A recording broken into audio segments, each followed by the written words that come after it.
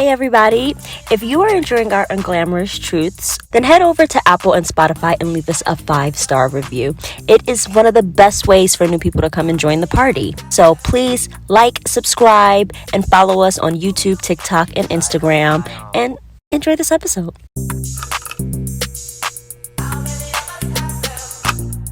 Welcome back to another episode of Unglamorous Truths, the entertainment podcast where we talk about how to make it in entertainment. I'm Emebit. I'm Crystal. I'm Chandra. And today we have a special guest. Yeah. Y'all really ran it up with the last one, so we had to run it back. Mm-hmm. We've got Bentley Kyle Evans back in the building. Wow. Yes. Okay. What's up? Yes, thank you for coming back. Oh, I had so much fun the last time. I said I got to do it again and make this like one of my stops. I love that. And we felt like we had just so much unfinished. Like we ended and we were like, oh my God, no. There's more story. Wait. It went by very fast. You dropped so many gems, and I'm ready for the rest of the gems. Right. Cool. Okay.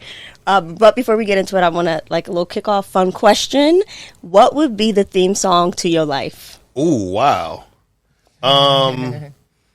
Okay, of a song that actually exists now, I would say probably Pharrell's "I'm Happy." Yes. Yeah. Yes. I like that song. That's a good one. Yeah, that is makes good. me Come feel on, good. vibes. Energy. Yeah. Mm-hmm. Yeah. I will have to go with Kanye West's "Can't Tell Me Nothing." That has been the theme song. Like literally, when Chandra first picked me up when I moved to LA, fresh off the plane in the car, she said, "What is the first song you want to hear to kick off this new journey?" And that was it. I like that. And here we are, still going strong. Yeah. I would say my song today is Ari Lennox, "Pressure." Period. And for two reasons. I'm pressure, but also but just pressure of life. It's just all of it. The weight of the pressure. It's a lot of pressure. Can you give us a couple of bars of that? Me. I'm doing this for you, Courtney. I'm just gonna sing the chorus because I forget the words. Pressure, wind up on me. Da da da da da da. Pressure. She just be singing pressure over and over again. Yeah. I love you, girl. I'm gonna go with Erykah Badu's "Window Seat" because I don't want nobody next to me. God, yes. I just want to take my time. I know that's right. Please. I love it. I don't want nobody next to me. Please, sit somewhere else. Yeah, don't sit with me. Okay, so last time where we ended off was like the end of Martin, and I was really fiending for just to understand, like in between, like the industry, like what did you do to like keep yourself going? Because one thing that we love to talk about is not just like the work, but also what's in between the work and like the unglamorous sides of this business. We've talked about like side hustles a lot. So like, can you give us some insight on like, were there any dark times and how did you wade those waters? Yeah, definitely dark times. But the dark times were for me after the Jamie FOXX show.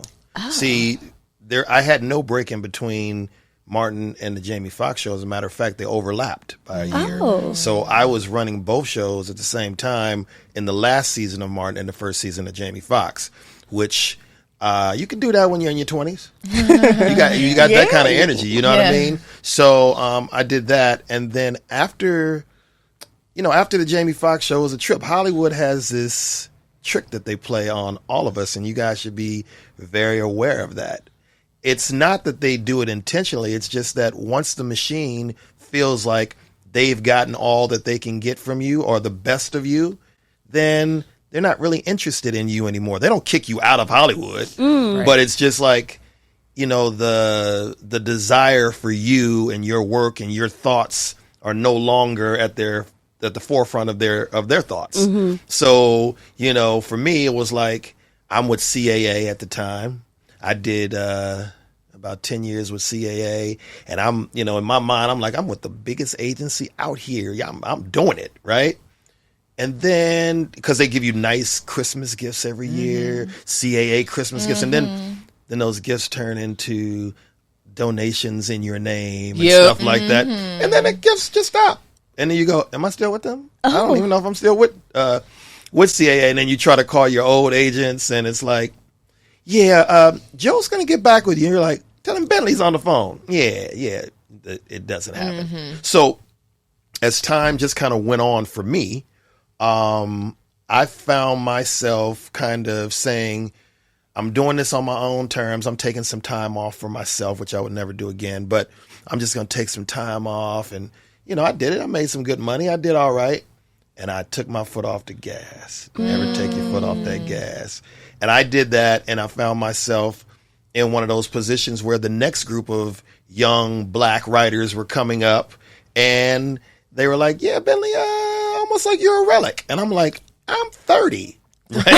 You know what I'm saying? Because you started so young. Yeah. And I could feel it though. I could feel the pressure of like, they're not really feeling me like that anymore. So I'm going to have to make some sort of pivot. For me, what I did was, I started working. I did a late night talk show for Orlando Jones for the FX network.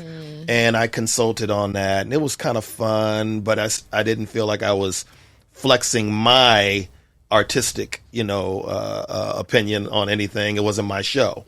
And so after that, it was like, hey, they're not calling. And then the black shows like I knew from the UPN and WB and Fox and all that stuff, they kind of went away. There was no black sitcoms on the air at all. Yeah. At all. And I was like, there's something wrong with this. But then I feel like now I look at it as almost like the coward approach, and said, I'm just going to get out and I'll do something else. So I started doing real estate. I started flipping real estate. I come from a real estate background. My father was a realtor. So that was dinner table talk. I was like, okay, I'll flip some houses. And then it got good to me. I started flipping houses, and I was like, man, fuck, I'm going to be flipping these houses, right? I started like buying houses. I sold a house to Kevin Hart, his very first house. Whoa. Sold a house to Chris Spencer. He still lives in that house. Wow. I sold so many people houses, and it was like, okay, I can make great money doing this. And then the real estate market crashed in 2007, right after the last Writers Guild strike. Right. So now I'm going, oh, damn. How am I going to pay these bills? I got private school. I got this. I got that. I got all that stuff, right? So it started getting dark, and then it got darker. Then it got darker. And I started feeling like, oh, I wouldn't even know what to do if I couldn't do entertainment or real estate, because I don't know anything else. And so for me, what I had to do was kind of dig deep and see what everybody else is doing out here. And then there was a guy by the name of Tyler Perry, right? And so Tyler was looking for some black writers to come down to Atlanta. I had heard about the studio, so I said, I'm gonna go check this out.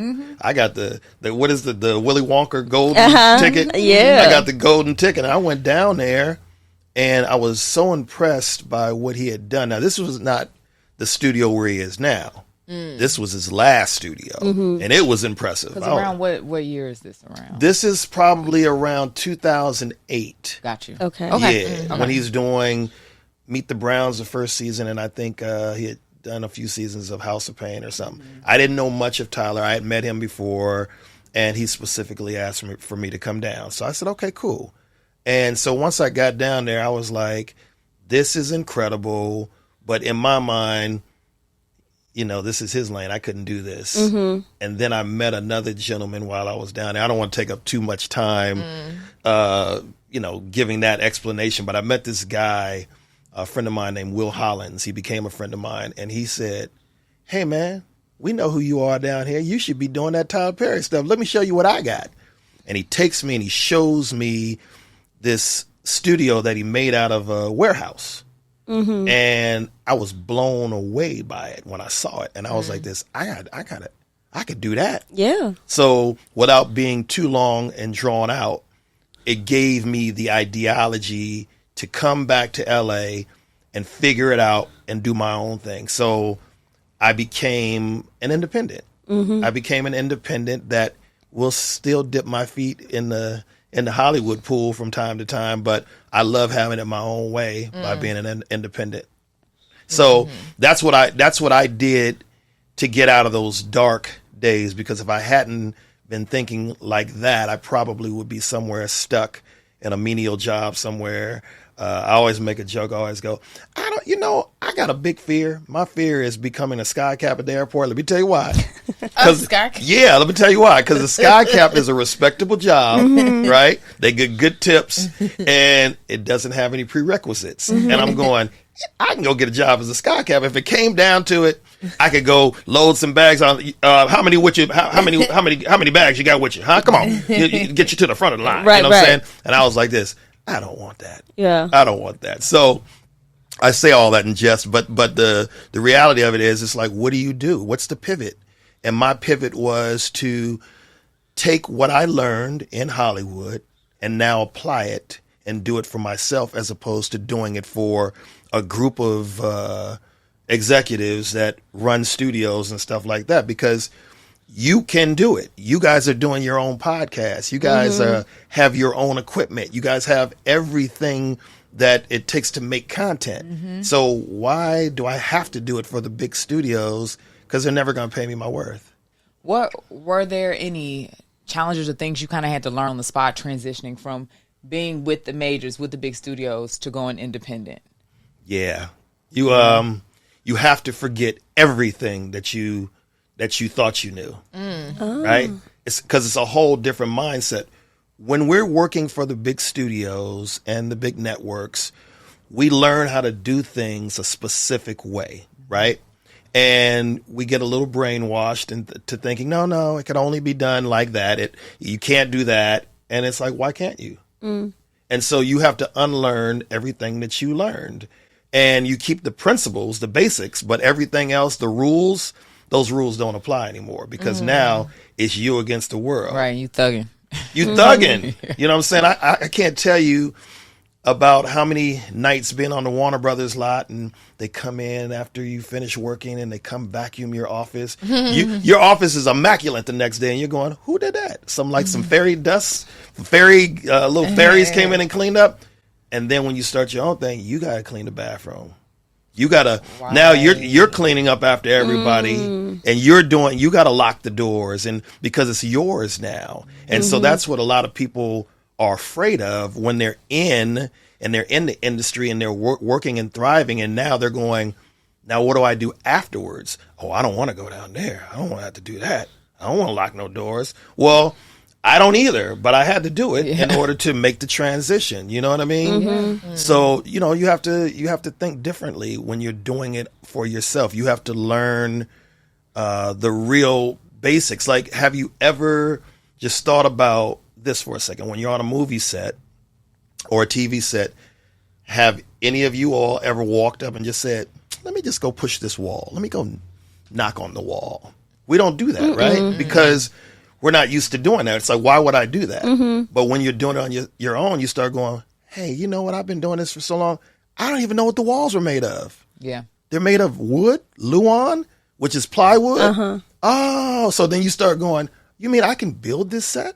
Because you have your hands in every different department. You see it all. And when you're talent, they don't even want you to touch, you're so delicate. They're like, hold on. Don't walk by yourself now. Nothing. Can't walk here. So it's like, you can't even move a chair. Right. They got people to move chairs. Like, hey, bro, don't take my job. Right. I got the chair. No, facts. That's the truth. But also, like, God forbid you drop the chair on yourself, and now we don't have an actor for our scene. So all of our jobs have been compromised because you decided you wanted to pick up a chair. Right. Right. But one thing I want to go back to is you said that when you took your foot off the pedal or the gas, that it was cowardice. And I feel like that is a position that almost every artist is in their career, where things are dry. Things dry up. And we've been in that. We've talked about that. What about that felt cowardice for you? Well, because I think back and I go that I say to myself, I wasn't being all that I could be. In other words, I made a lot of excuses. I felt like, woe is me, Hollywood's not coming my way. They're not knocking on my door. And I was like, nobody feels sorry for me because I made millions of dollars before I was even 30 years old. So nobody's going to feel sorry for me. You see what I'm saying? But it costs to live too. And that millions of dollars go quick when you're not expecting it to be over, when nobody tells you that they're going to turn off the faucet. You know what I mean? And so, I was thinking when I saw what Tyler did, I thought, wow, I could have been doing that. You know, he opened my eyes to something. I backed out and ran instead of saying, no, let's just do it differently. You see what I'm saying? So that's what I mean when I say somewhat cowardice, because it was like I hid. I ran and hid instead of saying, let me deal with this head on and figure out a different mode to go into to make a living for myself. Right. You know what I mean? Because there was no other real examples on how to do that. Right. I don't even know. I don't know the white boys that were doing it, independently that I knew of. And so, I have a lot of respect for Tyler. Yeah. I really do. And I just saw his documentary. Yes. Now I'm like this. Well, I'll never say nothing bad about that brother ever again in my life, because he's a real hero. Yeah. He's a real Hollywood icon. Because I think it's very difficult to push past the defeatism. Because in our industry, you are always at the beck and call of someone else's yes. Yes. And you put everything on the line. It's like, I've given you everything. I've given you my time. I've given you my stories. I've given you my heart, my vulnerability. And you still say no? Yeah. Yeah. And I'm still dependent on the yes. Yeah. Especially after you've given 2 shows, and you would think that, like, okay, anything I want, you're going to open that door. And it's like, I still have to fucking knock. It's crazy. I mean, I'm literally on Warner Brothers lot every day. I'm seeing all the cast members of Friends because we shared a conference room, and all the ER cast, and we're all friendly, and all those executive producers that went on to do big things, and Drew Carey and all these people. And then you're going, hey, I don't like to use the black card, but I'm going, I know if I was a white boy, they would have been all over me. They would have been like, give him another deal. Just give him a deal like they do. But for us, when it's over, they just go, you got about 10 days to get your office cleaned out. And you're going, I've been here 5 years. So Like, there's no tenure. Right. Right. So it's just it's that thing. You go through, and then it's a mind fuck, because what happens is you start going, was I a fluke? You start really, really like having like really these mental conversations warfare with yourself, real mental warfare. And so for me, I dealt with all of that stuff, and I dealt with looking at my bank account and going, oh shit, I'm in trouble. And if I stay on this trajectory, it's about to be all bad. Right. All that going out, nothing coming in. Yeah. I've been there, and I experienced that. And then, of course, starting a business, starting a studio, and creating an atmosphere to where I could thrive and create my own content now. If somebody told me the pitfalls that I was going to have to face, I would have never did it. Because it's very challenging. It's very depressing. But again, for me, I have a blessing, and that blessing is I was born with, how do I say it? I was born with the gift of being happy 98% of the time. Oh, That is a blessing. That is a blessing. It is, really. Even when I'm going through bad times and stuff like that, I never look at it like as a really horrible time. I look at it more as, okay, how do you figure this out? Okay, cool. When I was a kid, there was a Right Guard commercial, and it said something like, no matter what you do when you get out on that field, you never let them see you sweat. And I live by that. I'm like, if you tell everybody that you sweat, nobody's going to want to do business with you. So you got to fake it till you make it or remake it. You know what I'm saying? That's real. So yeah. So when you were starting out, going independent, after, years of going through the studio route, did you fundraise at all, or did you just... Okay. Yeah, I guess you could call it that. So, I had an idea. One of my partners that I came up with from a teenager, this guy Trent Gums, who's my business partner now. Trent says to me, hey Ben, you was always talking about doing this and doing that. You should do it, and I'll come out to LA and help you. And so, so Trent was living in the Bay Area. He shows up at my house, I kid you not, and he's got a suitcase. I said, so what's up, man? He goes, I'm here. I said, right. Okay, so you in LA now? Where you staying at? He was like, here. Like, here, like where? My house. Here, at your house. And I was like, oh, okay, well, we didn't work that out, but okay, cool. the bottom line is he comes in and we start putting a plan together, and we decide we're going to try to shoot a sitcom because that's what I'm known for. So we'll shoot our own independent sitcom. And in my mind, I'm thinking it can't be done. I'm thinking this is a pipe dream. I'm negative all the way through in my mind. I'm not saying anything to him, but his whole thing is he's a very outwardly forward thinker, and he's like, you can do anything. Right. And so he was the one that was coaching me in my mind, telling me, oh, we can do this too. Do you have an amazing story idea, a story that belongs on television? Do you want to know how to pitch it in front of execs? Come coach with How to Pitch TV. I'm Crystal of Unglamorous Truths, and I will coach you to your greatest pitch and give you the cheat code. Oftentimes, the game is taught through private word of mouth, and even our colleges don't teach it. So, you know what? It's time to break down those doors for everyone, everywhere. Visit howtopitchtv.com and book your free 15-minute consultation today.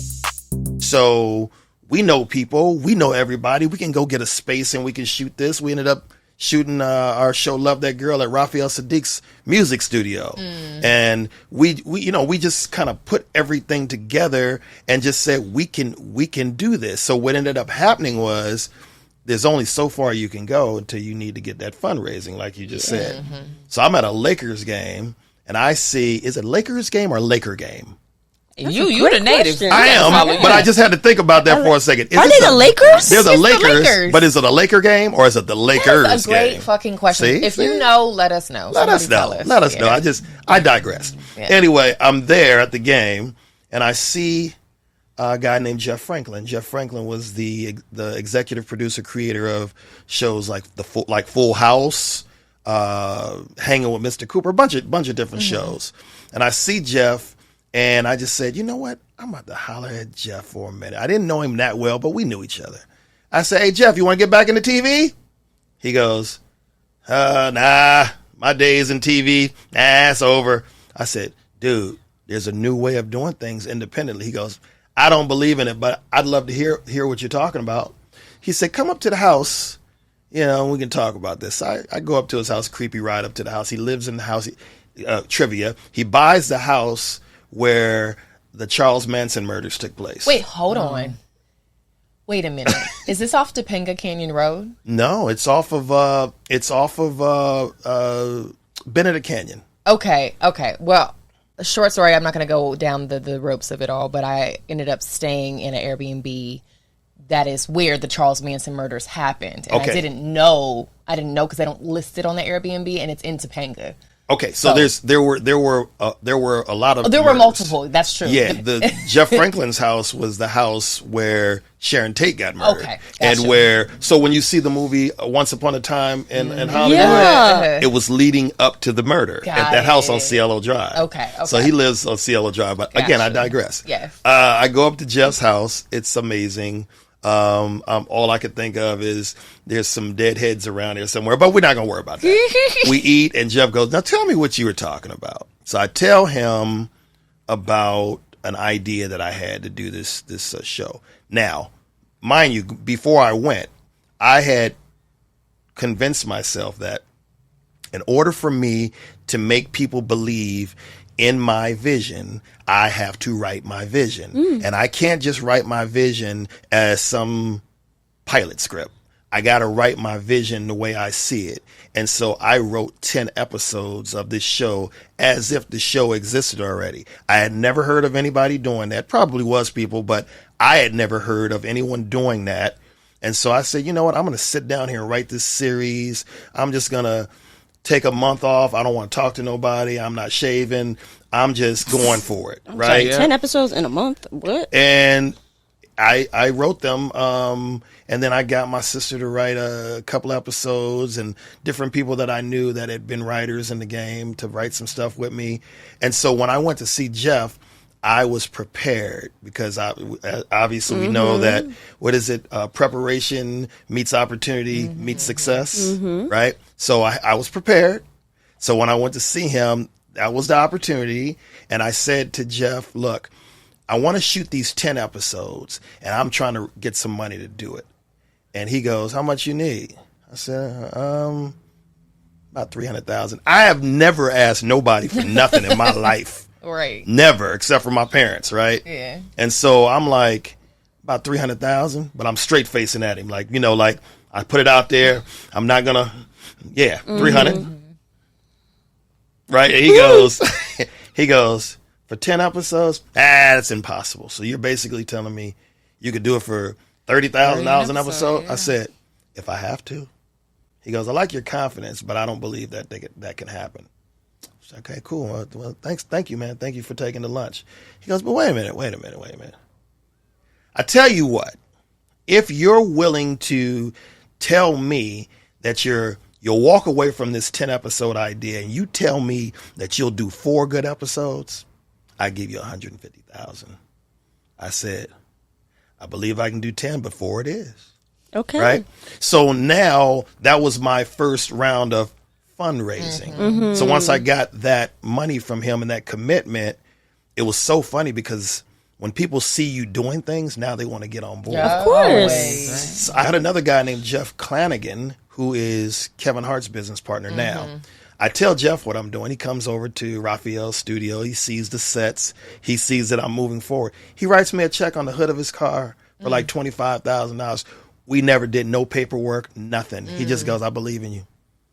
You see what I'm saying? So because people saw what was happening, then I bring Martin Lawrence into it. He sees me. We're on a plane together going to D.C. And Martin says, man, what you writing over there on your computer? And I said, man, I got this idea. And he was like, oh, okay. By the time we landed, he goes, how much money you need? I said to him, I can't take any money from you. Why? My money ain't good? It's not that, bro. It's just that if I don't pay you your money back, that's the end of our friendship. It's over. And I think that's more important. But I could use your name. So that's still fundraising, too. I used his name because I knew it had value to it. So that's how I was able to get the funding to shoot that show and learn every little detail of making a show by myself without the studio to insulate and protect me. Wow. Now I had people coming after me for months going, I ain't get that check. And I was like, yeah, I know. I'm going to get it to you because I'm hustling. I'm hustling and I'm using up my life savings and I'm hustling. And it was tough. I had some periods where, I almost lost my home and all kinds of stuff because I took a gamble on myself.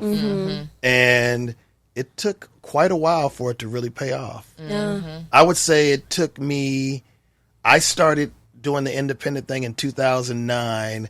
I never saw the light at the end of the tunnel until about 2016. Wait, how did you persevere? Oh, man. I mean, listen, never let them see you sweat. I can't tell you everything on here because you know what I mean? Because there were a lot of different things that you have to do in order to make it. Stuff that you just feel like, man, I hate that I got to do this and ghostwriting and doing anything you can do just to make a little bit of money to and then of course, dealing with banks and stuff like that and fighting off the foreclosures and all that kind of stuff until you can get back on your feet. And it's nothing that I'm ever ashamed to talk about because I'm like, hey, that's all a part of the game. Right. Because at the end of it, when you get there, you go, ooh, if you knew what the journey was, I'm telling you, most of you would never go on that journey. If I start telling you what that was like, now, of course, it may be different for everybody, but it was a learning thing too. Again, I've been working for studios for years, but I never knew anything about the business side of show business. I only knew how to make a show. Right. And what were some of those lessons or blind spots in terms of the business side, some of the first ones? Well, I mean, the first thing is when you're doing it independently, there's no agents and managers to come in and go out and talk for you. You got to go talk for yourself now. And you got to figure out how to get in the doors, first of all. Once you get in those doors, how do you know what to say? And then also, how do you structure a deal? I didn't know how to structure a deal. I had to make it up on the fly. And I can tell you my first project independently, which is, it's my calling card, but but I know I got screwed on the deal. I mean, but I was willing to take that just to learn the lesson. I always called my first TV project independently, Love That Girl, I always called it the burner, which means that I'm doing this as my burner project because I'm probably not going to make any money off of it, but it's going to teach me everything that I need to know. Right. It's like when an artist, musical artists, I always take it back to that, when they sign a record deal and they in most cases, they don't get paid on that first record. It's the burner. You know what I mean? Now, if you become a star by doing that record, then they're going to pay you all kinds of money. Yeah. You know, you become Usher or you become somebody that's at the top of the food chain. For me, Love That Girl was the burner.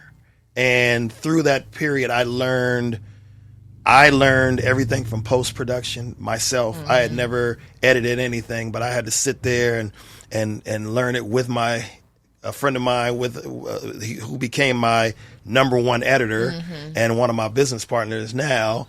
And we had to learn together, and we had to learn the payroll system and how does that work. And we had to learn. So now we deal with SAG and Writers Guild and DGA. But what does that mean? How do we deal with that? What are these contracts? And I mean, literally learning the whole entire thing. What cameras we're shooting with? How is it? Is it film? Is it digital? Okay. What is it? The 4K? You had to learn all these things that you were never interested in before. The arrogance of a showrunner in Hollywood working on the major studios, it's phenomenal how arrogant these producers are, and I was one of them. Yeah, because you're going, I don't even know the crew members' names. I didn't know their names. On the Jamie FOXX show, I never knew none. I just see these faces. I didn't know these people. And then when you end up down and you need crew members and stuff, they're like, "Hey, yeah, I remember you. I worked on the Jamie FOXX show." You're like, "You did?" "Yeah, I was in the stands. I did the lights, and I was a gaffer." And I'm going, "Oh, okay, cool." And so now I make it a habit. Whenever I walk on stage in the morning, I speak to everybody. I shake hands with every cameraman. I know them by name. I know the gaffers. I know the best boys. I know the grips. I know every single person. And I always make sure, "You good? You good?" I speak to everybody because now I realized it was just a very arrogant way of thinking, but it wasn't my fault. It's all I knew. Yeah. And so you shot the 4 episodes and then you shopped it to networks as a package? Yeah, again, I don't know what to do. I just shot the 4 episodes and I made them to the best of my ability. And I was so proud of these 4 episodes, more proud of these 4 episodes than I had ever been with the 200 and some odd episodes I had done with Jamie FOXX and Martin combined. These 4 meant everything to me because it was all me. It was my vision. I casted it. I went out. I did everything, and I felt so gratified by doing that it was just a sense of pride. But now, if you don't do anything with these episodes, they're just home videos just sitting in. You know what I mean? Right. So how do you then move? I just started talking. I started talking to different people and started telling them what I was doing, and most people couldn't help me. Until you finally talk to that one person that says, "I have an idea. Why don't you call this guy?" And I called Byron Allen, and I knew Byron already, and talked to Byron, and Byron wanted to do a deal with me, but he didn't want to give me no money. And that's fine. But I was like, hey, B, we can't do this. I'm going to figure out a different way. And I just literally just talked my way into meeting with the right person that got me a meeting at TV One. So I fly to DC with these 4 episodes and DVDs, and I made these pamphlets up, and I was like, I felt like I was starting back at ground one, but it was okay because it was something I believed in. Yeah. But the TV One execs, they didn't want anything to do with what I was coming up with. Here's what I did though. Matter of fact, I remember one of the executives said, "Don't come in here with none of that TV. that Tyler Perry stuff." And I was like, "Hold on, man. Why are we all compared to each other? I'm just coming with stuff. Period." Right. And so the deal that I had to make in order to get in the game was a deal that most people would never make, but I was willing to make it. I had to do it, and I can just say it candidly. I told them. They said, "We can't afford your project." I said, how can you not afford free?" And they were like, what? I said, I'm going to give you the 4 episodes to play for free. Why would you do that? I said, because I believe in them that much. And if they do well for you guys, just order some more. Mm-hmm. And that's how I got into the independent side of making TV shows. I used that model, and then I used it again with Bounce TV with my next show, and then I used it again with my next show. And it became a thing where it was like this, hey, I make these shows, I just give them to them. They'll put them on. They'll order more from me because they're going to need it. It's like I'm giving them the drug and I'm getting into their veins until they need it. Mm-hmm. And then they're going to be like this, give us some more. Mm-hmm. So that was really my mindset in making, these shows like that. Should they order after that first 4? 26. Well, 26 episodes. Again, I still didn't even know how to structure it financially. Mm-hmm. But they ordered 26 and to get to that 26, it took a minute. All kinds of little stuff came up. One of the execs said, we're going to audit you and you're going to do that. It's like the money that I raised to do these 4 episodes, I still couldn't afford to shoot them. Mm-hmm. So I had to do a lot of sweat equity and, do a lot of stuff myself and play up 5 or 6 different roles. Mm-hmm. I started directing the episodes. I started directing because I couldn't afford a director. Mm. That's the guerrilla style. You gotta wear all the hats. I had no clue. Yeah, and we've been there. I mean, when we shot our web series, if we say it all the time, if you wasn't acting, you was holding the boom. Why not? We was running around New York City, making the props. Yeah, breaking on the city trains and shooting on the go. No permits. So, it's like you just gonna have to give me a ticket. I got so much respect for you guys for doing that because I didn't know that. Yes. But you guys understand what that is. Yes. It's the grind, the real grind. Yes. And what I always hated was people would always say to me, hey, yeah, but Ben, that ain't fair. You was already in the game. And I'm like, that don't mean nothing. Right. The game changed. Yeah. You know what I'm saying? Changed. So now I'm learning the new game with everybody else. I got to fight with Hollywood looking at, they're like, Issa Rae is it. Mm-hmm. And all these other new up and comers are it. And so now it's worse for me because they know me as, one way, and now they got to see me as a different creator and stuff like that. So to get that respect, it's tough. You know what? Thank you. You really just shined so much light on the longevity of a career. Yeah. Which I think is so important because I think the hardest part is sticking to it. Mm-hmm. Yes. Because we all want to be creative. We all want to write. We all want to act. And if you could just do that and sustain yourself and not have to worry about who's paying you, you would. But you have to keep at it. Yeah, and we appreciate you for being a giant still standing because they try to knock our giants down. They're trying to take us out, ain't they? Yep. I mean, they are really trying to take the giants out. And my whole thing is, first and foremost, it's like the older you get, either you can accept that's your fate. You're just going to be older. Mm-hmm. Or you can just go, I'm still relevant. I'm still having a good time. Mm-hmm. And I feel like the best is ahead of me. Mm-hmm. Right? I feel like I haven't even done anything of substance, in my opinion, to where I'm changing the world. I'm making a real indelible mark as opposed to, okay, I got my name. My name's on TV every single day. Yeah. Every day. Right? Yeah. And I checked to make sure. Yeah, but it's but it's on there, but that doesn't really feel like the major accomplishment for me. That's cool, but there's so much more that I want to do to where I feel like I want to be able to walk away from it and go, yeah, I did that. Mm-hmm. Yeah, I put a statue up. You know what I mean? Yeah, I got a street named after me. I figured it out. And if you can't get a street named after you, what do you have to do? You have to develop a neighborhood and name a street after you.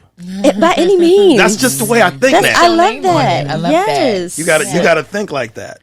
If this hasn't been a lesson in adapting, and adjusting and growing and learning new things and being humble enough to do so. Mm-hmm. Yeah. Because ego is the downfall. Ego's the downfall for sure. You can't be afraid to embark upon something new. So I was telling somebody just recently, I had this vision that popped in my head some years back, and I didn't understand the vision. I'm not really into that kind of stuff, but sometimes you just see something and it's just, in your face. And I kept seeing this obscure letter M, right? So the M went like this.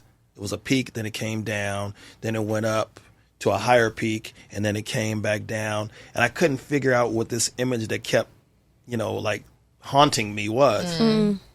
I still don't know what it is, but I think what it was like some sort of sign or God's way of saying, hey, listen, there's a higher peak, right? You went to the top of one peak.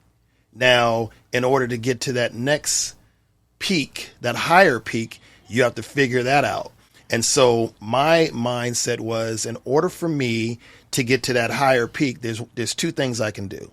One, I can spend a whole lot of time trying to figure out how to hoist myself over there and with a bunch of failed attempts, or I can humble myself and walk back down that hill, the other side of the hill, and then walk up the next higher peak from the bottom.